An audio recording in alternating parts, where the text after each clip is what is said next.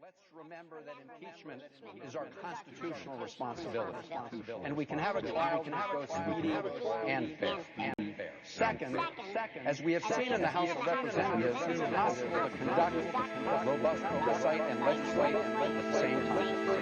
In fact, the week before the House of Representatives voted on impeachment, they passed a very important bill to reduce the cost of prescription drugs. In fact, the House passed over 300 bills. The Senate and the House refused to bring up the vote. The United States Senate.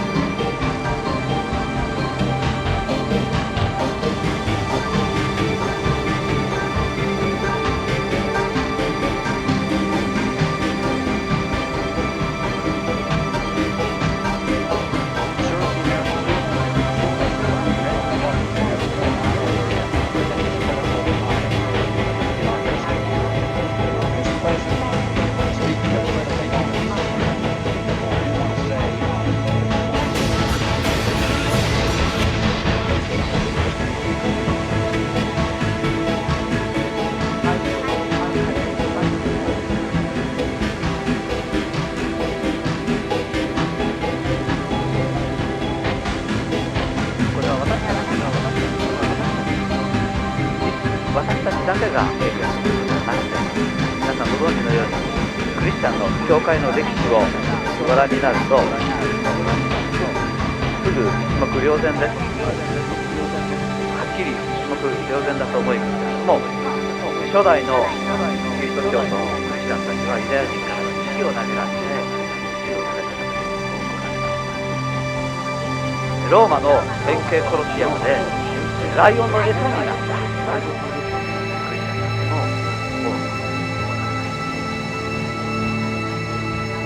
Administration's reckless policy over the last 3 years has brought us to this brink. Make no mistake. From day one, President Trump and ideologues within his administration have escalated tensions with Iran without strategy. They launched their deliberate maximum pressure campaign and anyone can tell us today what President Trump's endgame is with respect to Iran.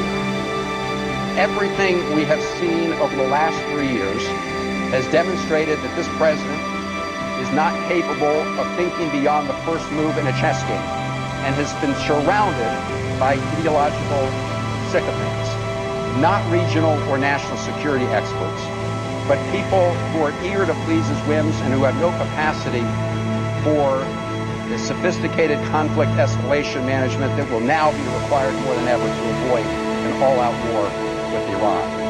A war that would harm our country in ways we cannot imagine today, strategically, economically, and loss of life. Mr. President, the stated goal of the action taken was to protect American lives. But Americans throughout the region are at greater risk today than they were yesterday. That's why our embassy in Iraq advised Americans to leave quickly. Our embassies and personnel across the region are now in even more danger, not just in Baghdad, but elsewhere in the area and in fact around the world. American troops have become even bigger targets. So what about the American humanitarian organizations and their personnel abroad? American students, American tourists.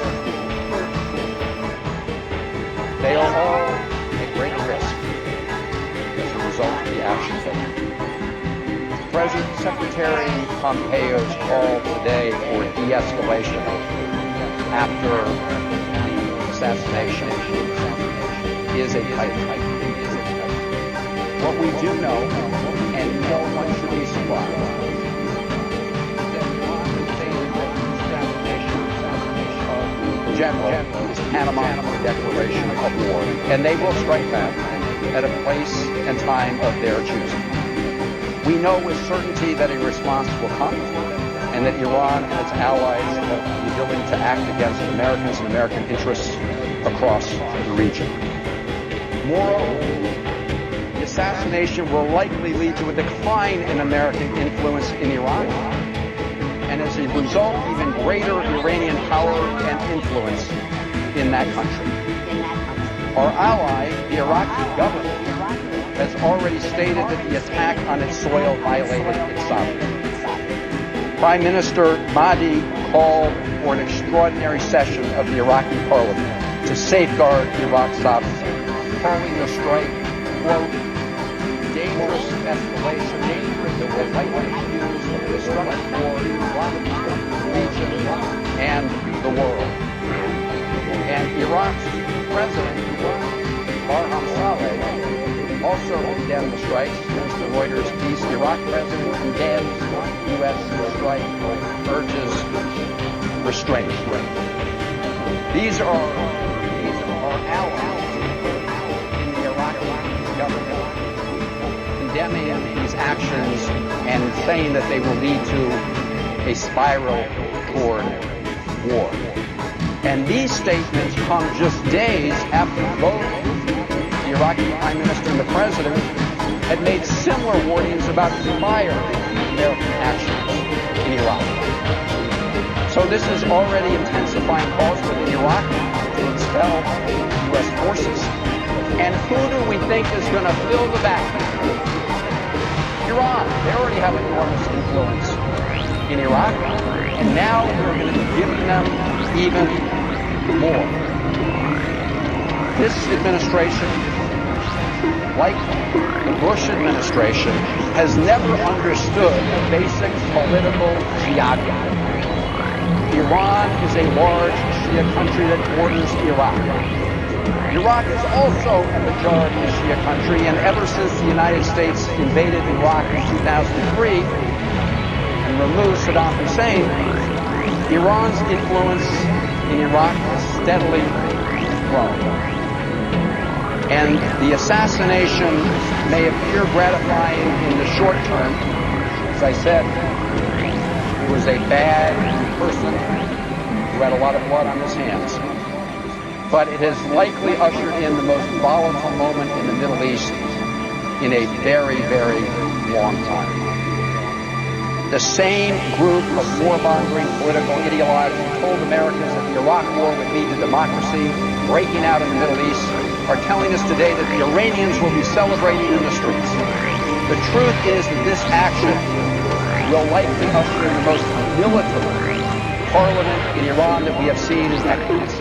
The door will be closed completely on the hard-won moment of trying to derail Iranian nuclear ambitions through negotiations.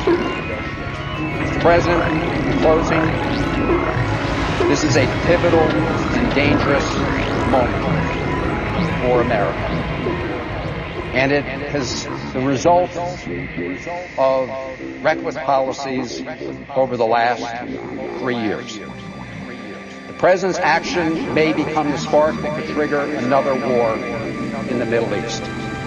And let us here in Congress make very clear that President Trump has no authority to take America to war against Iran.